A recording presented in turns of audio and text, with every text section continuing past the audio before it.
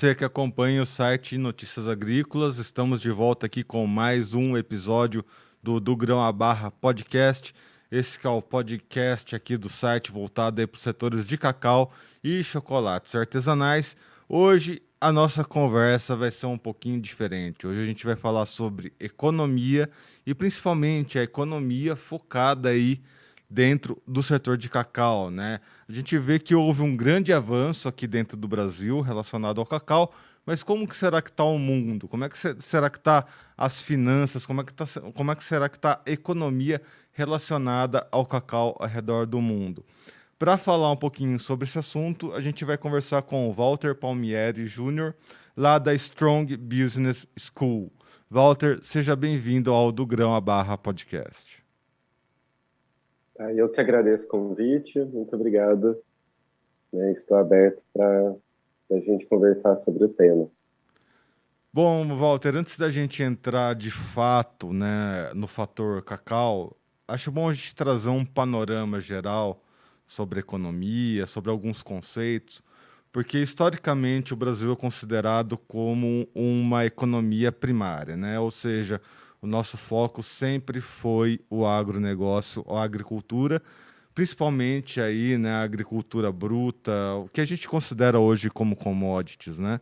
Ah, Mesmo durante a quarentena, onde a gente viu um grande protagonismo, né? A gente sempre fala que o Brasil é o celeiro do mundo, mas ao mesmo tempo a gente busca agregar valor, né, à nossa economia, à nossa agricultura, até mesmo porque o mercado internacional pede isso cada vez mais, né?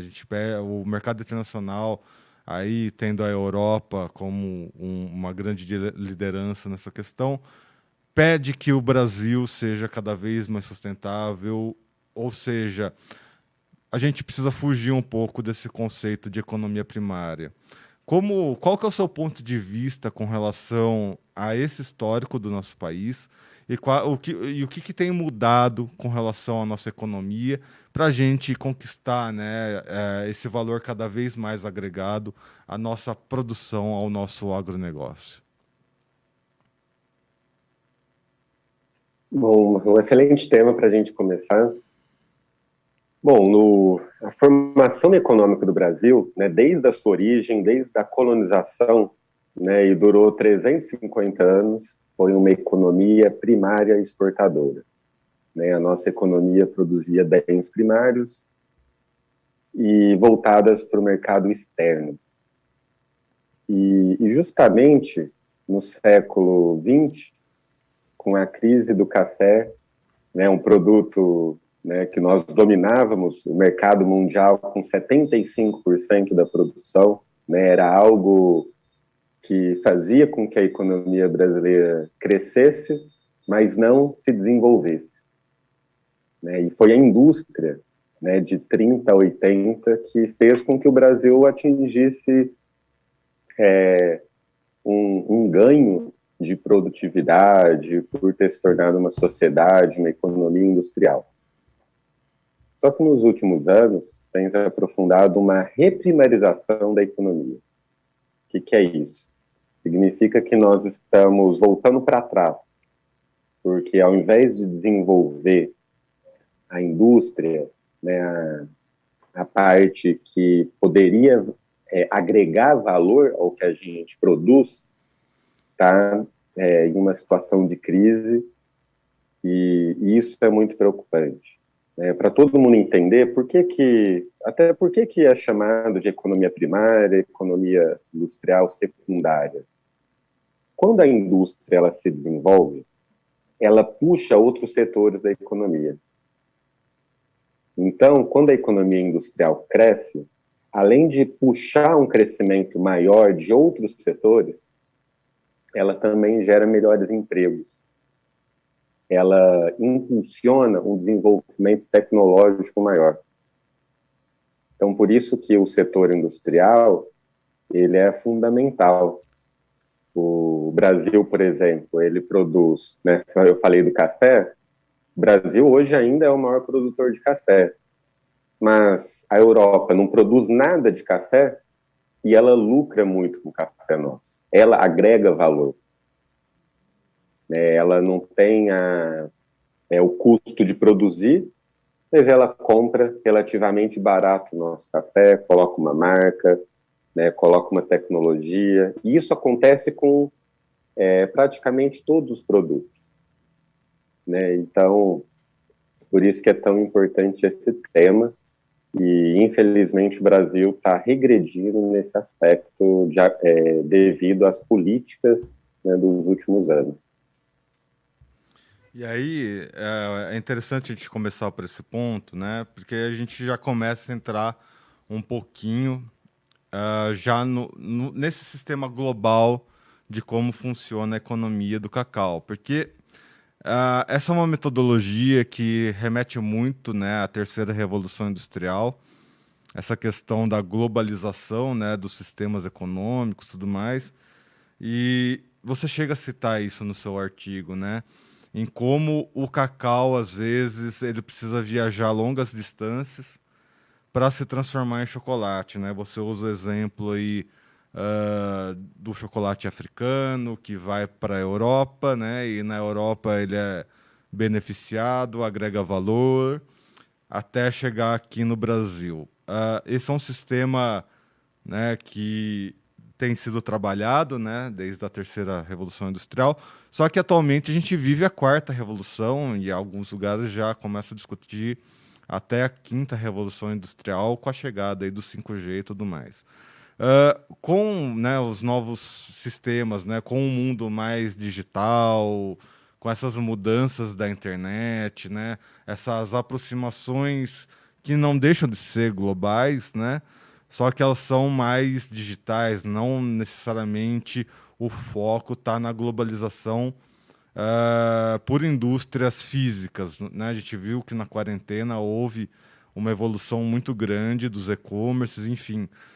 Só que há um crash, né, global, em parte por causa do coronavírus, em parte agora por causa de guerras, e a gente acabou dependendo de insumos que vinham de países que estavam fechados.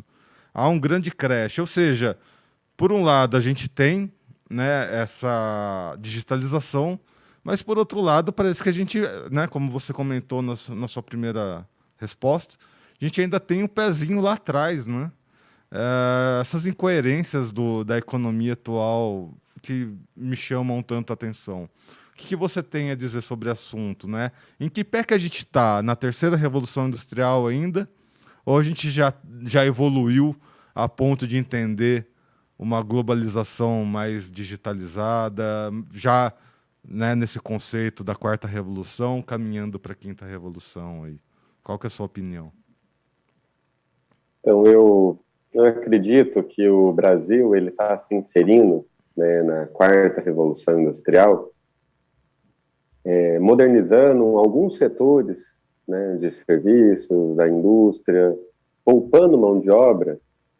A tecnologia ela promove isso, ela ganha produtividade e ela torna o trabalho mais redundante, né? Ela tira mão de obra, mas ela também coloca, né? Ela gera empregos que exigem um nível de qualificação maior, um nível de salário que se paga melhor. Só que esse salário, o que desenvolve a economia tecnológica, não é aqui, não fica localizado no Brasil.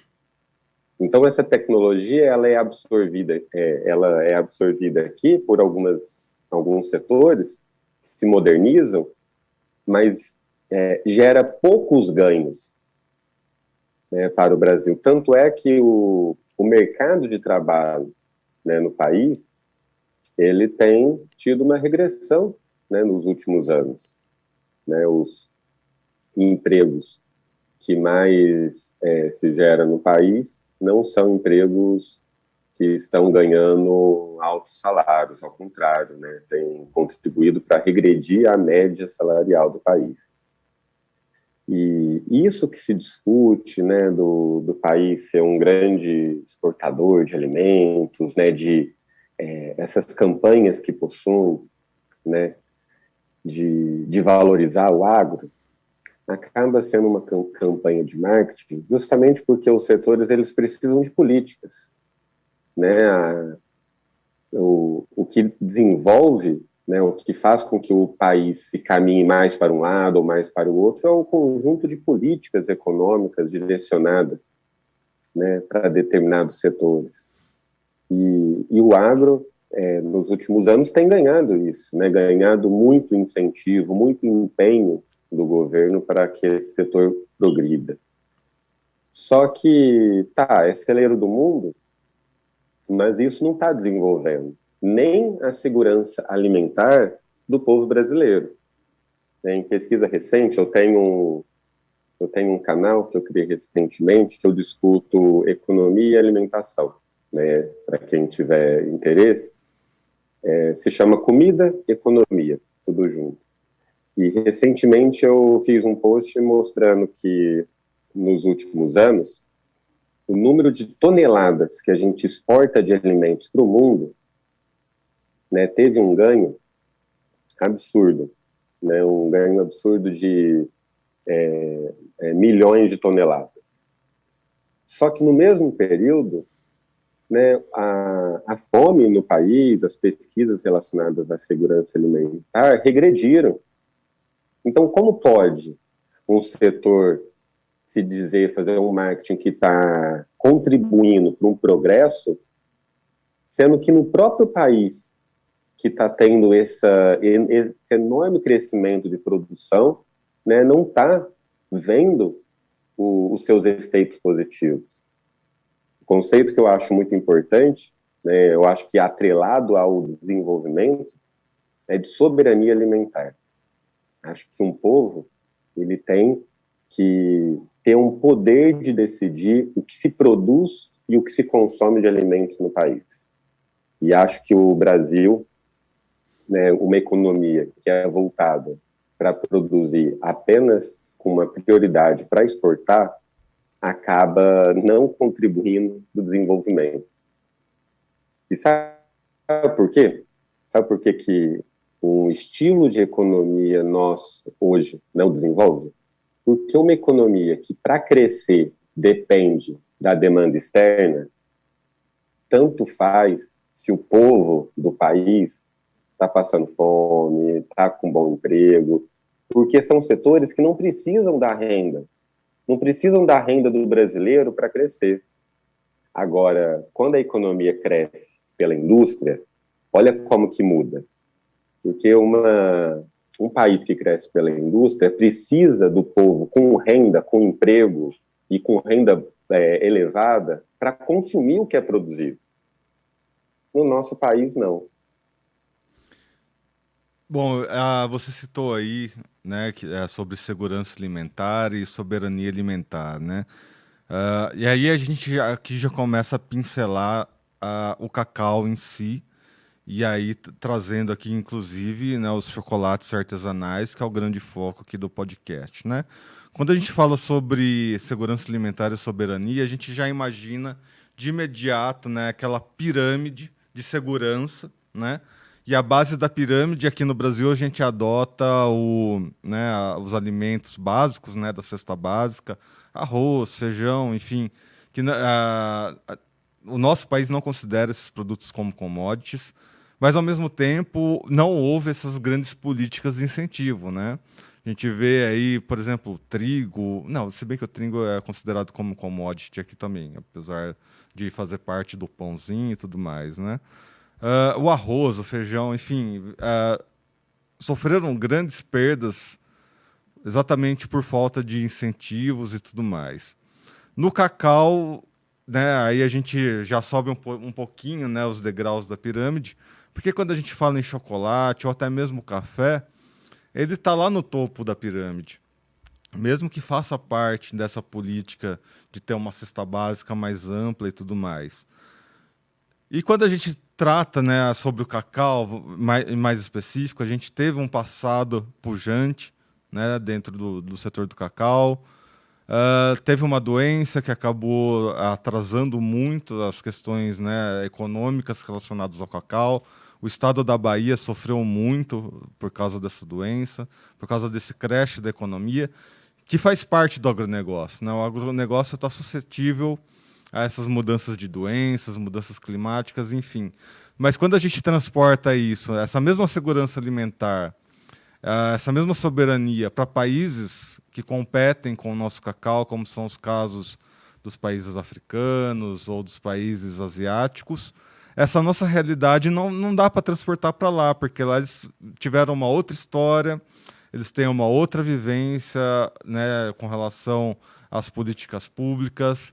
Enfim, acho que o ponto que eu quero chegar é que avanços nós tivemos aqui no Brasil, já puxando esse gancho, né, que você disse, com relação à segurança alimentar e soberania, quando a gente compara com esses outros competidores, já tendo aí o cacau, né, nessa balança para a gente fazer aí com relação aos nossos competidores. Uhum. Bom, muitas coisas para falar sobre isso. Bom, você citou essa doença que foi, né, uma tragédia para a Bahia, né, a vassoura das bruxas, que vocês devem já ter comentado, acredito eu, né, aqui no canal. E o Brasil era, na época, o segundo maior produtor de cacau do mundo. E hoje perdeu, né, o protagonismo. E perdeu o protagonismo justamente por decisão de quem comprava, que quem lucrava com o nosso cacau, que é a Europa. Né, a Europa que escolheu alguns países da África para produzirem esse cacau. Né, países que têm uma renda média muito inferior do Brasil e que produzem a maior parte, né, a África, ela produz, né, em pesquisa que eu fiz recentemente, produz 75% do cacau no mundo. Só que o consumo é quase inexistente de chocolate. Né, os países africanos, eles são, né, sempre, né, por o cacau ser produzido em países, né, com uma renda baixa, né, muito mais baixa que a do Brasil, tem muitos escândalos de trabalho escravo, e eles não conseguem consumir chocolate, não conseguem produzir o produto final daquilo que eles plantam, daquilo que eles dedicam. Por um outro lado, quem consome chocolate, quem produz, quem exporta é a Europa, aí com 75%. Bom, e o Brasil nisso? O Brasil é um país que tem os extremos, né? Nós temos uma população brasileira que tem uma renda alta, que consome o produto importado, consome como o europeu. Mas nós temos vários Brasis aqui, nós temos uma população, né, muito pobre. Então, nós consumimos muito chocolate, né, chocolate ou que vem importado, ou de empresas estrangeiras que produzem aqui, e que é a maior parte. E nós somos, né, em relação ao tamanho da nossa renda, né, a renda média, nós somos um grande consumidor de chocolate, que tem diminuído nos últimos anos. Né, nos anos de crise, né, desde isso eu fiz também uma pesquisa recente no meu canal mostrando o quanto que o consumo de chocolate no Brasil diminuiu desde a crise de 2015, 2016. O chocolate diminuiu, e foi interessante que você falou isso da pirâmide, porque eu, pelo menos, tenho um pensamento assim. Num post recente que eu fiz, eu até fiz uma provocação falando que o que eu quero é que o Brasil volte a comer chocolate. Por quê? Porque se o Brasil volta a comer chocolate, que é tido como bem supérfluo, é porque as outras necessidades básicas, né, já estão melhor atendidas. Por quê? Porque a gente precisa de um doce, a gente precisa de coisas para alegrar a vida, chocolate, né, um símbolo de prazer para muitas pessoas.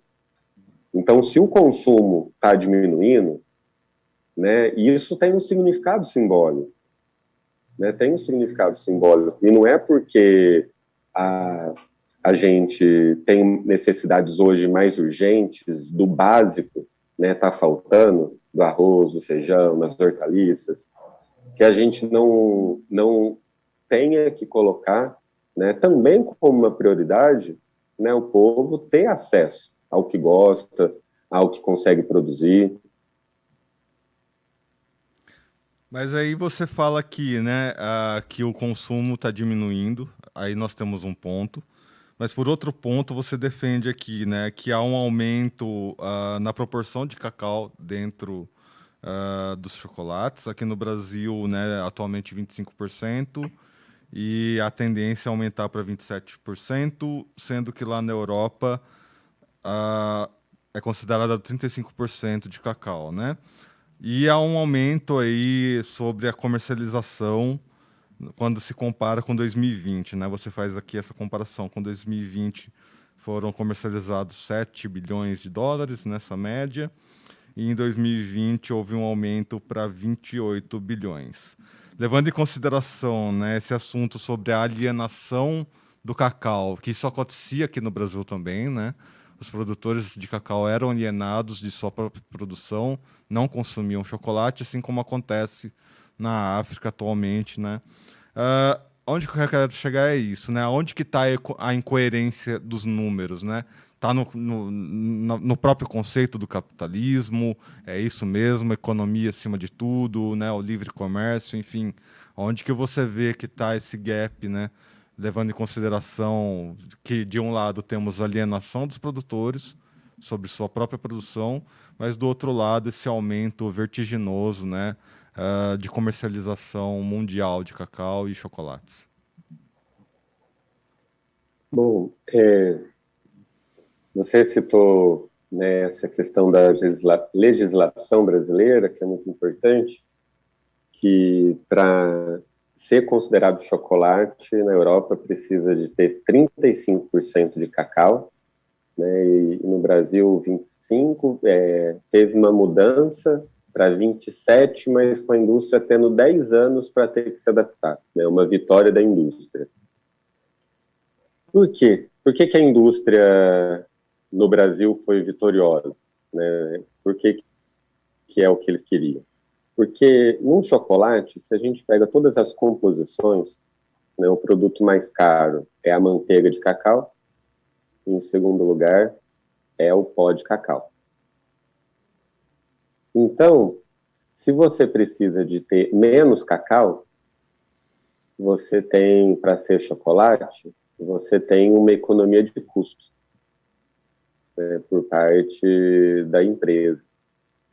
Então por isso que, né, as grandes empresas, claro, um chocolate melhor, artesanal, já tem, né, essa quantidade. Aí o que eu estou falando é da grande indústria, aquela que mais vende, aquele chocolate que é mais comum de ser consumido no Brasil, né? Tem uma quantidade menor de cacau do que o chocolate que os países desenvolvidos estão consumindo.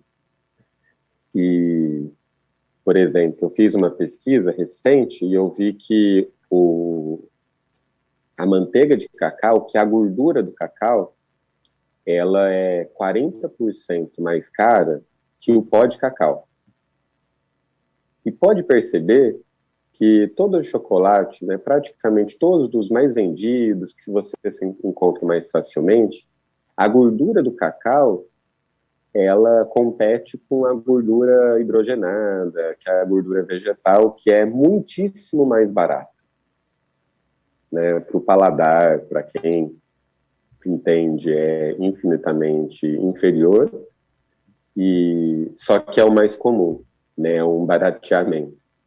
Então, a indústria, ela quer isso, né, ela consegue, né, aí são setores diferentes, né, da economia, né, o produtor de cacau, que está conseguindo vender o nosso melhor cacau para ser produzido, né, chocolate em outros países, e a indústria de chocolate querendo economizar o máximo possível Então, tudo de ingrediente que pode comprar mais barato para compor o chocolate, né, é o que a indústria vai fazer. Né, e ela consegue, né, força na legislação, na regulação, para fazer o que é do interesse deles. Bom, polêmicas que acabam envolvendo, né? Até recentemente o óleo de palma foi proibido, né, na Indonésia, enfim, né? Coisas que fazem parte aí desse grande universo das indústrias. Eu acho que isso faz parte do jogo. O comportamento vem mudando, né? A gente tem esse tripé, de certa forma, né? De um lado, preço, de um outro lado, qualidade, e por um outro lado, né, o retorno econômico para os produtores rurais. De uma maneira geral, para a gente finalizar, né, como é que você vê essa questão no Brasil, né? Quais que foram os principais avanços que aconteceram aqui no Brasil?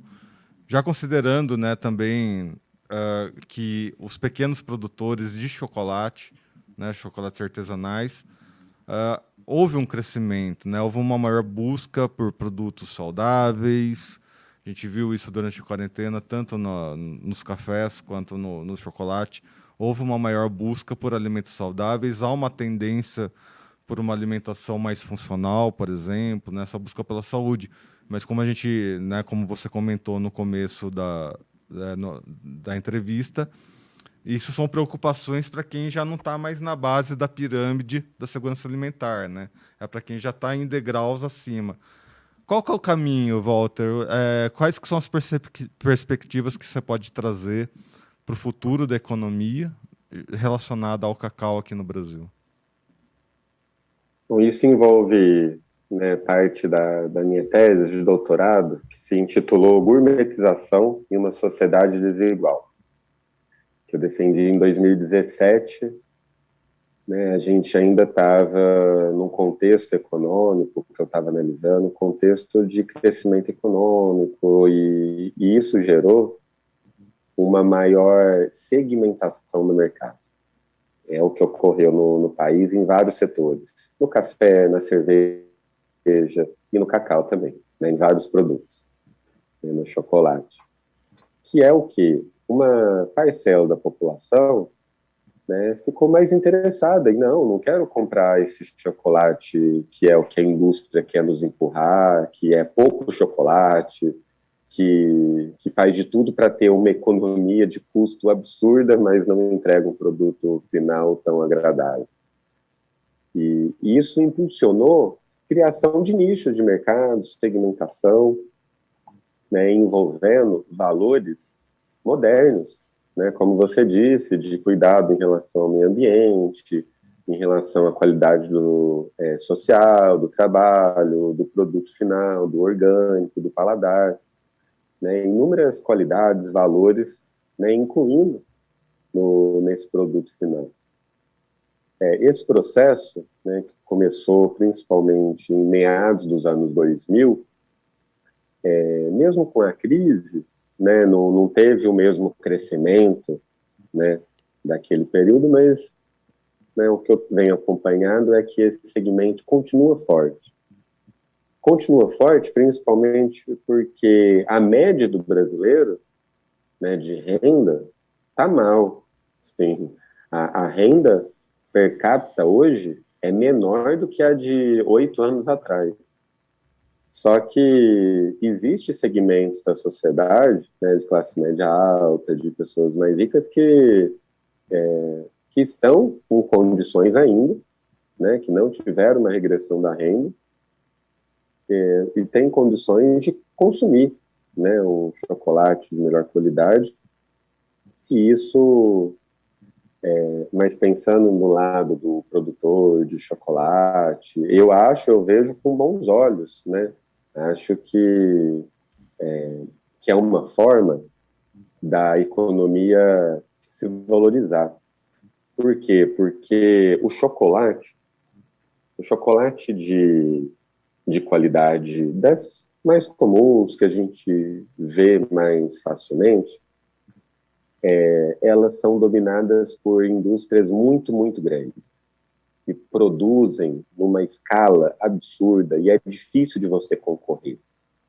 Então, o que sobra para muitos produtores é encontrar espaços em nichos, né, de pessoas que, olha, um chocolate, um exemplo do cacau lá da Amazônia, né, produzido com tais valores, orgânico, que tem uma qualidade única, né, diferente, você não vai encontrar em nenhum produto, mesmo importado. E há espaço para esse produtor.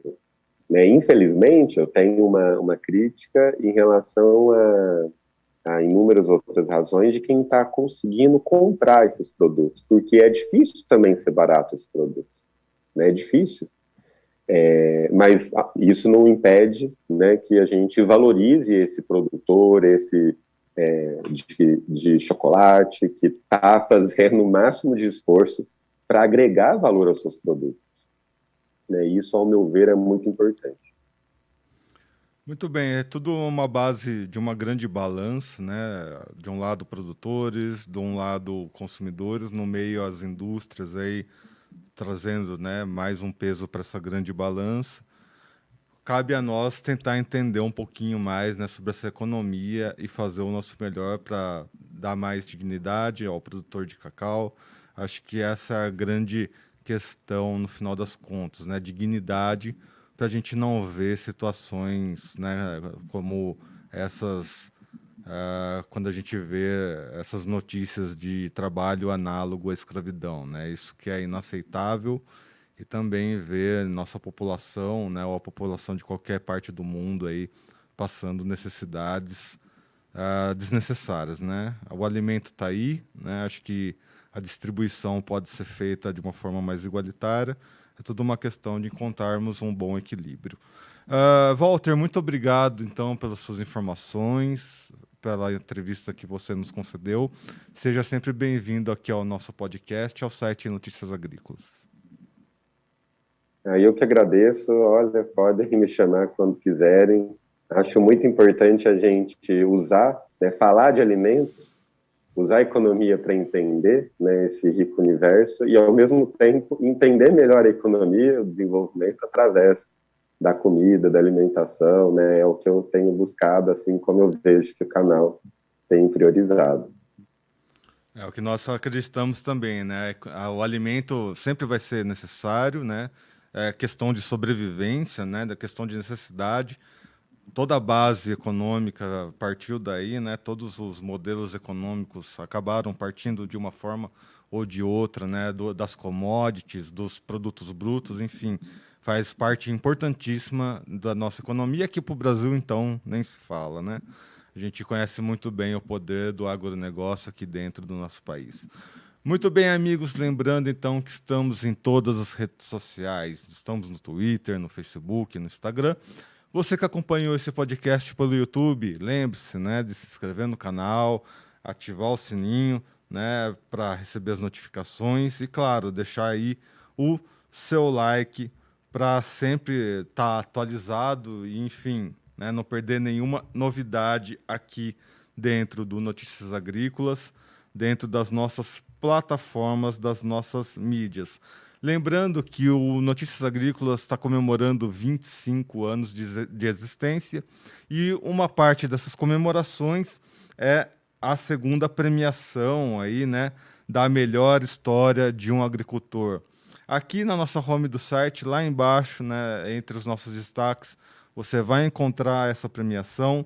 Acesse esse link para entender um pouquinho mais como participar, mas é basicamente você enviar a sua história aqui para nós. Você, produtor de cacau que acompanha aqui o podcast, envia a sua história para a gente, para o nosso WhatsApp, que vai estar ali, né, nas regras de envio da história. Conta a sua história, conta a sua realidade. Quem sabe você participa aqui conosco como um dos finalistas aí dessa segunda premiação. Eu vou estar esperando aí a sua participação. Nos vemos, então, no nosso próximo episódio do Grão a Barra Podcast. Até lá. Participe das nossas mídias sociais, no Facebook, Notícias Agrícolas, no Instagram, @Notícias Agrícolas, e em nosso Twitter, @Noteagri. E para assistir todos os vídeos, se inscreva no YouTube, na Twitch, no Notícias Agrícolas Oficial.